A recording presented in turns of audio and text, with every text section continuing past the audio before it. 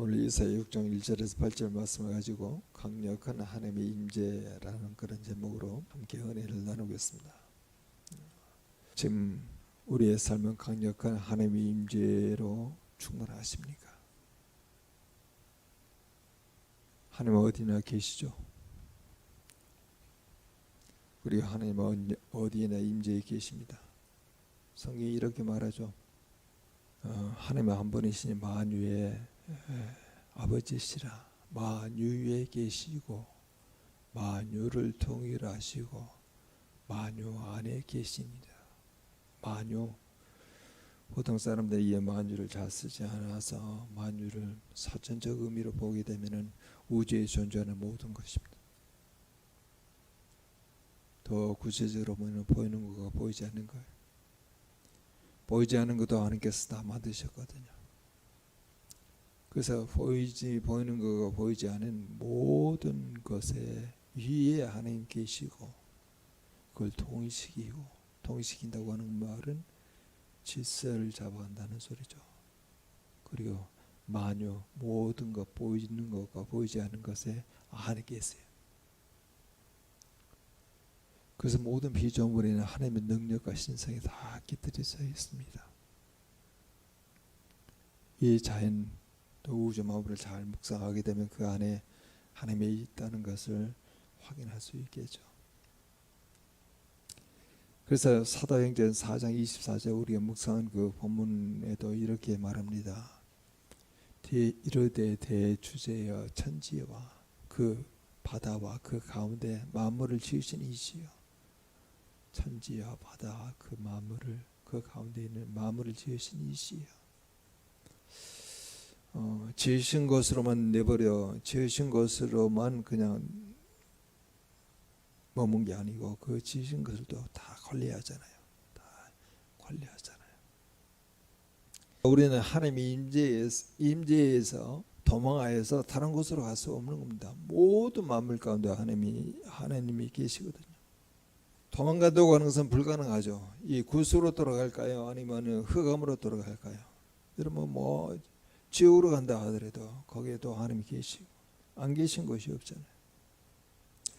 그런데 이런 임재와는 구별되는 것이 있는데 그것은 우리가 의식할 정도로 분명히 나타나는 하나님의 임재가 있다는 거예요.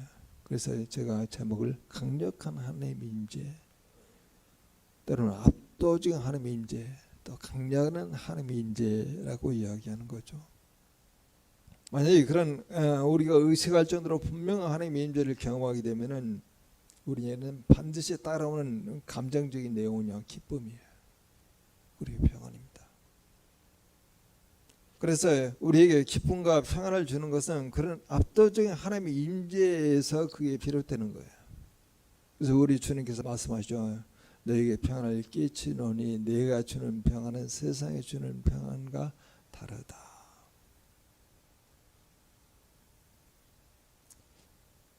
단지 믿음으로 사는 것으로만 여러분 부족합니다. 하나님의 나타나심이 없이 믿음만을 가지고 사는 것은 부족합니다. 때로는 우리에게 강력한 하나님의 임재를 경험하는 그런 기회가 있어야 한다는 거죠. 다윗은 그래서 다음같이 기도한 것이죠. 은총의 표적을 내게 보이소서. 은총의 표적을 보이소서. 하나님이 우리에게 반응해 주시는 일이 일어나야 합니다. 우리가 사도행전 오늘 본문에도 그렇게 나오고 있지 않습니까?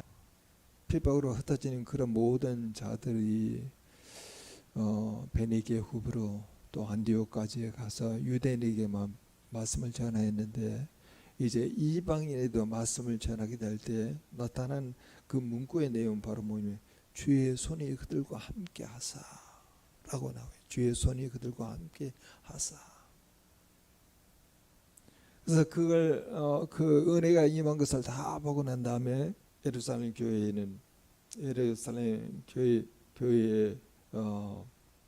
교회에서 파송받은 그 바나바가 그 은혜가 임한 걸 보고 이렇게 권면합니다.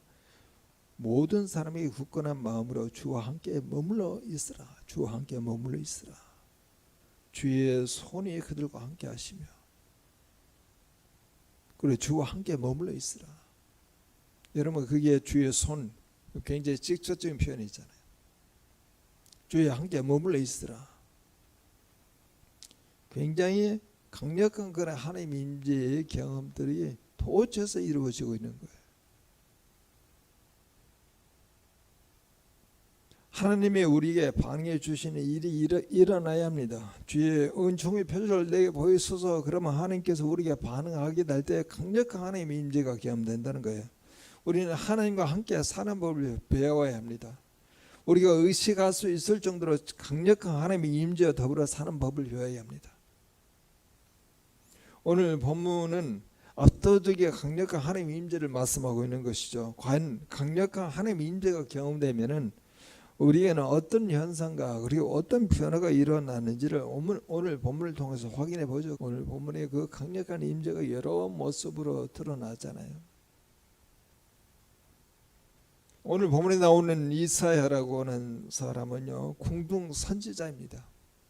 이사야는 우시아의 모든 행적을 기록하였다고 역대에 기록이 되어 있어요. 모든 궁중에 머물면서 우시아 왕의 모든 행적을 기록하였습니다. 이사야는 이 우시아가 죽던 해에 강력한 하나님의 임재 경험을 하게 됩니다. 우시아 왕은 남유다 역사에서 아주 중요한 인물이에요.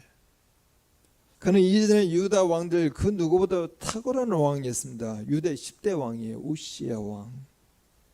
그래서 그 우시아 왕 때 남유다의 최대 절정기에 다다라요. 우리 전성기라고 말할 수도 있죠. 그러나 이 우시아는 나라가 부강하면서 자기도 모르는 사이에 교만해지기 시작합니다.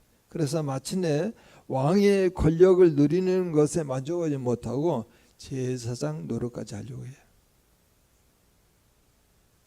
우시아 왕 그 당시에 그 주변에 있는 나라들 보니까 애굽도 애굽 같은 나라도 재정 일치의 통치 체계를 갖고 있어서 애굽의 왕을 우리가 파라오라고 왕이라고 이야기하죠. 태양의 신 그런 호칭을 붙여가지고 왕이기도 하지만 제사장의 기능을 감당하기 때문에 천나라가 저렇게 커가는 거 아니겠느냐. 그래서 그때 당시에 제사장이 있음에도 불구하고 이 우시아 왕이 강력한 왕권을 더 휘두르기 위해서 이 제사장 노릇까지 하려고 합니다. 그러나 그것은 재정을 분리하신 하나님의 뜻에 대한 도전이죠. 그래서 하나님의 성전에 들어가서 분향하러 온 우시아를 문둥병에 걸리게 합니다. 그래서 별궁에 쳐넣어요. 그리고 대신 그의 아들이 요담이 남유다를 대신 섭정하게 되는데 다스리게 된 것이죠. 남유다로서는 전혀 생각지 못한 일이 발생한 거예요. 마치 마른 하늘에서 날벼락 같은 일이 발생하고 저렇게 잘 나가는 우시아 왕이 문둥병에 걸려가지고 별궁에 처박혀 있는 상태에서 요담 왕이 다스린다고 할 때 그게 만족할 수가 없는 거예요. 너무나 낙담되는 거예요. 조금만 잘 하였다 하면은 이 나라가 애굽 못지않은 그런 나라가 될 수 있을 텐데 우시아는 남유다가 기댈 수 있는 기둥과 같은 그런 존재였습니다. 우시아의 죽음은 온 유다 백성에게 충분한 절망의 이유였어요. 회복도 되지 못한 상태에 죽어버렸잖아요. 그 가운데 하나님 나라에 대한 강한 비전을 가지고 있었던 이 젊은 궁중 선지자 이사야도 절망하게 된 거예요. 우시아 왕, 나를 크게 세워나가는 이 우시아 왕이 문둥병 걸려서 그냥 죽게 된 그날에 그 절망감을 잊지 못하여서 성전에 들어가서 완전히 이사야 선지자가 엎드리는 거죠. 다 무너진 거예요. 이사야 가수니 일은 하나님 전에 나가서 하나님 앞에 엎드리는 것뿐입니다. 바로 그때 아무런 소망이 없고 절망 가운데 있을 때 하나님 앞에 엎드릴 때에 하늘 보좌에 앉으신 영광의 왕, 오늘 자주 등장하죠. 만군의 여호와, 만군의 여호와 왕, 그분이 보좌에 앉으신 것이 보인 거예요. 그의 옷자락은 성전에 가득합니다.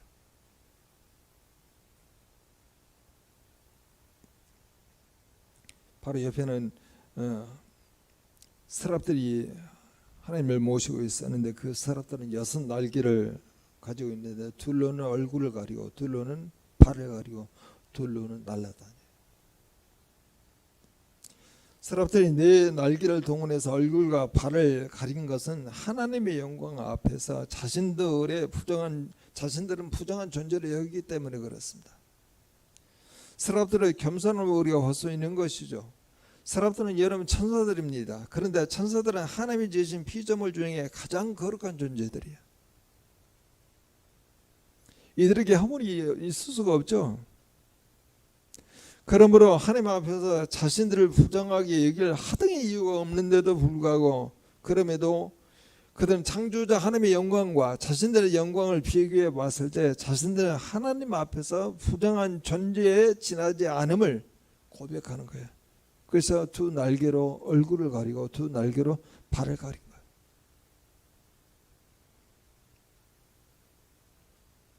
또 그런 차원에서 보게 되면 하나님의 영광을 드러내기 위해서 자기들이 가지고 있는 영광을 가리는 거예요.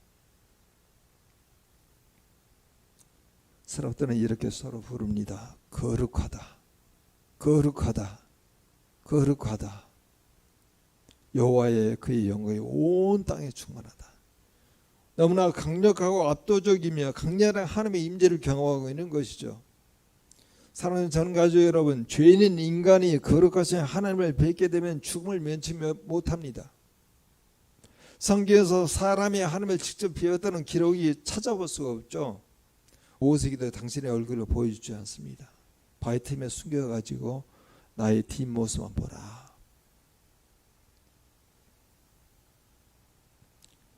본문에 등장한 서랍들도 여러분 6 날개 중에 2 날개로 얼굴을 가리고 2 날개로 발을 가리지 않습니까?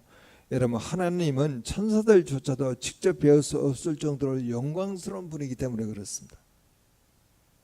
그런데 그런 하나님 이사야가 지금 본 거예요. 그런 이사야가 얼마나 당황스럽습니까? 무엇이도 오늘 하나님의 얼굴을 보지 못하는 이사야가 완전히 정통으로 하나님을 다 본 거예요.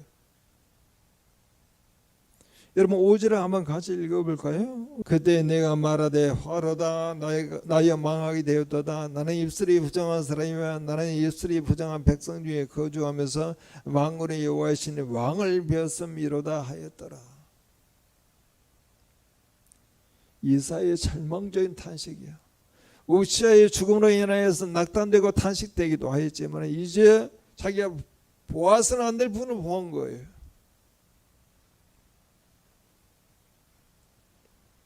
그러나 이사야의 탄식처럼 죽지 않았습니다. 화로다 나는 망하였도다. 하나님의 은혜로 목숨을 여러분 부지할 수가 있었습니다. 오히려 이 하나님을 뵙는 체험을 통해서 훗날 므낫세 왕에 의해서 순교당할 때까지 더욱더 이사야는 힘있고 능력 있게 사역을 감당했어요.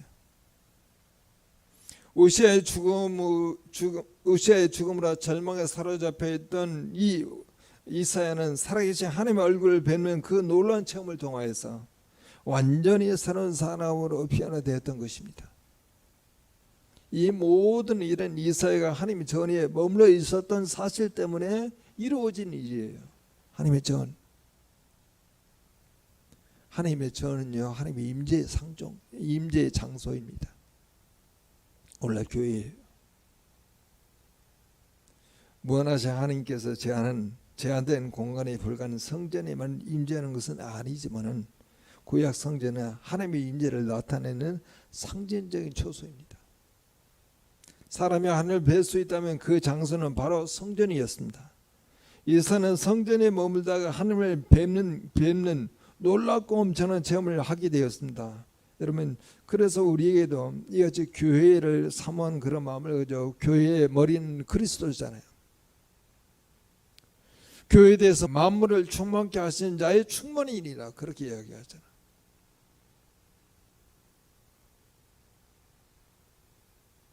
교회 그리고 성전이요 하나님의 강력한 임재를 경험할 수 있는 최적의 장소예요. 히브리서 4장 16절은 우리에게 말합니다. 그러므로 우리는 긍휼하심을 받고 때를 따라 돕는 은혜를 얻기 위하여 은혜의 보호자 앞에 담대히 나갈 것이니라. 은혜의 보호자, 은혜의 보호자.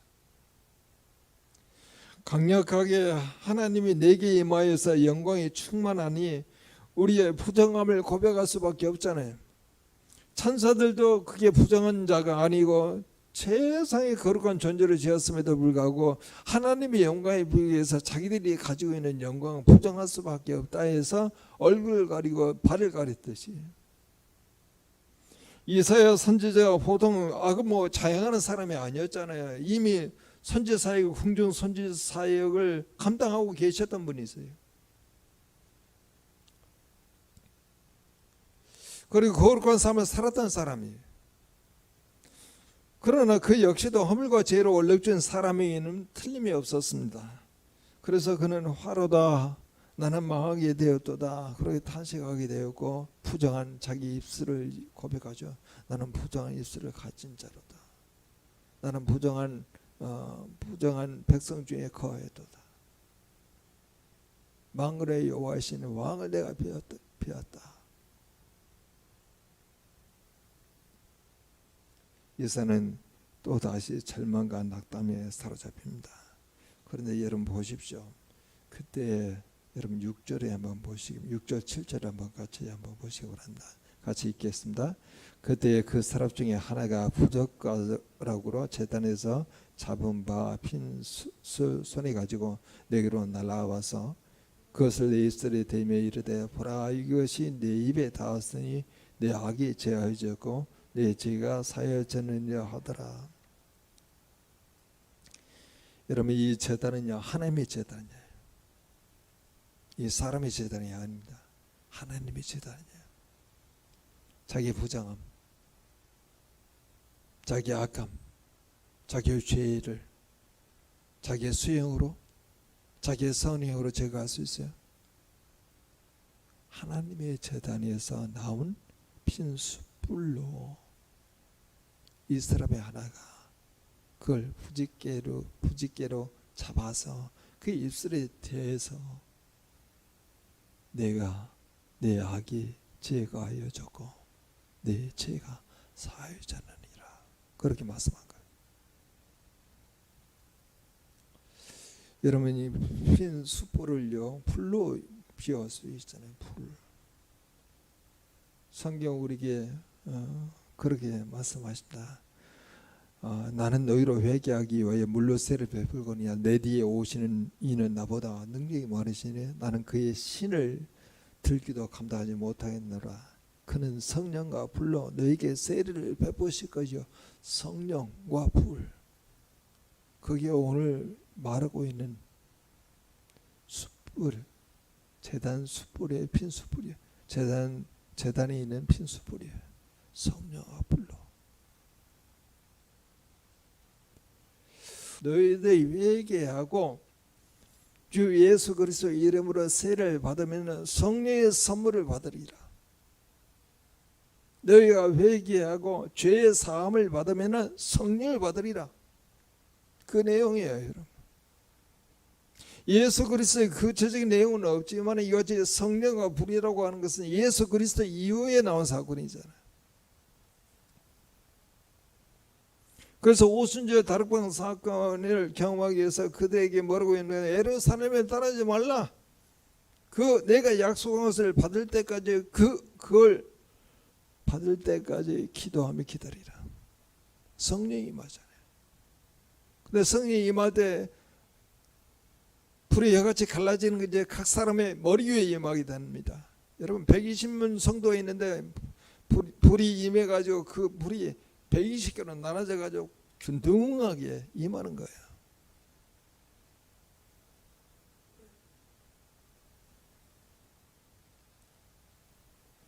하나님의 거룩하신 영광의 임재는 우리의 허물과 연약함, 우리의 부족함을 정확히 보기에 해요.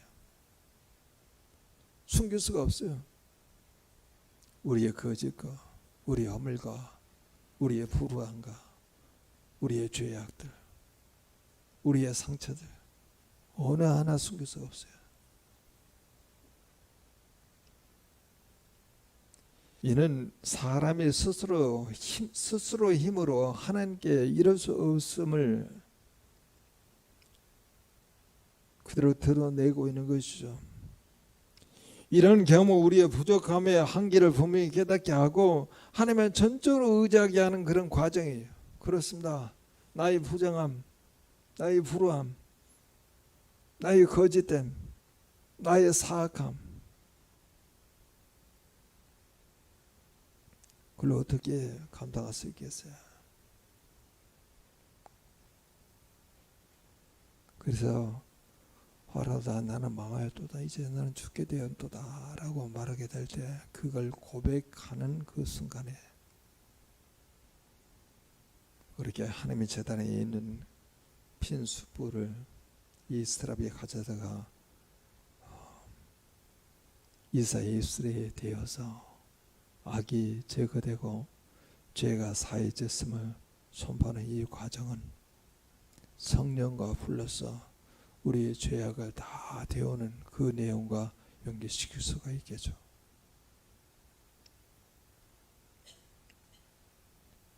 강력하게 하나님이 우리의 이마에서 영광이 충만하게 되면은요, 우리는 우리의 부정함을 고백할 수 있어요. 그러면은 제단 스스로 우리의 사함을 받고, 다르게 표현하면 성령과 불러서 우리의 죄의 사함을 받고 난 후에 그 다음에 오늘 본문에 마치 이사야가 소명받은 듯한 그런 느낌의 8절이 나옵니다. 여러분 8절을 같이 한번 읽어보자. 같이 읽겠습니다. 내가 또 주의 목소리를 들으니 주께서 이르시되 내가 누구를 보내면 누가 우리를 위하여 갈고 하시니 그때 내가 이르되 내가 여기 있나이다 나를 보내소서 하였더니. 여러분 능력으로 이야기하거나 위험으로 이야기하게 될 때 천사를 보낼 수도 있어요. 하나님께서. 근데 천사를 보내지 아니고 이 백성 중에 유다 백성 중에 우시아 왕 죽고 난 다음에 요담 왕이 다스린 그런 과정 가운데 이제 희망을 가지고 하나님의 메신저로 활동할 수 있는 사람이 누구냐라고 이야기했을 때 내가 누구를 보낼고 우리를 위해 누가 할까? 그렇게 말할 때 이사야가요. 제가 여기 있나이다. 나를 보내소서. 이사야는 가정이 없겠어요? 이사야는 개인사가 없겠어요?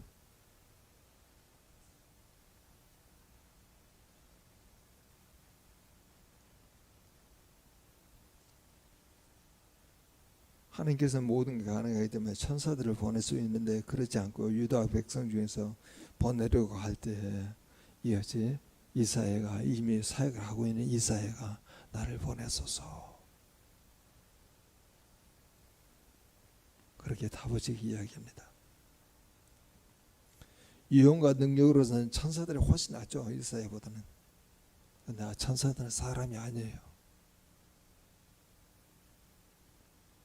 사람의 심정을 제대로 이해할 수가 없습니다. 천사들은. 그들의 선포는 위험이 있을 수는 있어요. 그러나 설득력은 없어요. 하나님은 구원의 복음을 전하는 메신저로 당신의 아들을 보내실 때도 예수로 하여금 완전한 인간으로 나게 하셔서 인간의 연약함을 체결하게 하셨잖아요. 히브리서 4장 15절은 우리에게 말한다. 우리에게 있는 대제사장은 우리의 연약함을 동정하지 못하실 리가 아니요 모든 일에 우리와 똑같이 시험을 받은 이로되 죄는 없으시도다. 그래서 유다 백성 중에서 하나님의 메신저를 찾으신 거예요. 오늘 우리는 하나님께 반응한 자로 하나님께 이렇게 반응한 자로 살아갈 수 있을까요? 하나님의 부르심에 대해서 능히 여기 있으니 나를 보내서 이렇게 말할 수 있을까요? 여러분 그런 과정으로 가려고 하면은요 오늘 본문에 있는 내용을 잘 보셔야 합니다. 강력하게 하나님께서 우리에게 임하셔야 해요. 강력하게 하나님이 우리의 이마에서 영광이 충만히 합니다. 연기도 가득하고요, 옷자락도 가득하고 연기도 충만히 합니다. 하나님의 강력한 임재는 누구도 부인할 수 없어요. 막연하지 않아요. 강력한 임재 가운데 그 영광이 충만하니까 나는 나의 부정함을 고백하고 회개하죠. 회개함으로 하나님께서 성령과 불러서 사함을 받게 하고 난 다음에 하나님의 부르심에 자발적으로 응하기 시작합니다. 여러분, 우리의 모든 삶의 과정은요, 바로 이런 수순을 밟아서 언제든 하나님께서 부르시면 내가 이렇게 여기 있습니다, 나를 부르소서, 그렇게 말할 수 있는 그런 삶의 과정으로 살아가신다 그러면은 여러분들은 이 세상적으로 말하고 있는 그런 기쁨과 평안은요, 이미 내 안에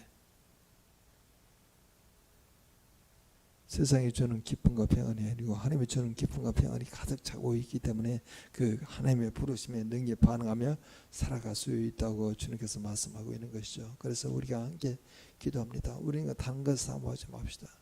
강력하게 하나님께서 우리에게 임하여서 영광이 충만하니 우리는 우리의 부정을 고백함으로 성령과 불로서 사함을 받고 난 후에 하나님의 부르심에 자발적으로 응함이 이루어지는 우리 가정과 우리 공동체가 될 수 있도록 다 같이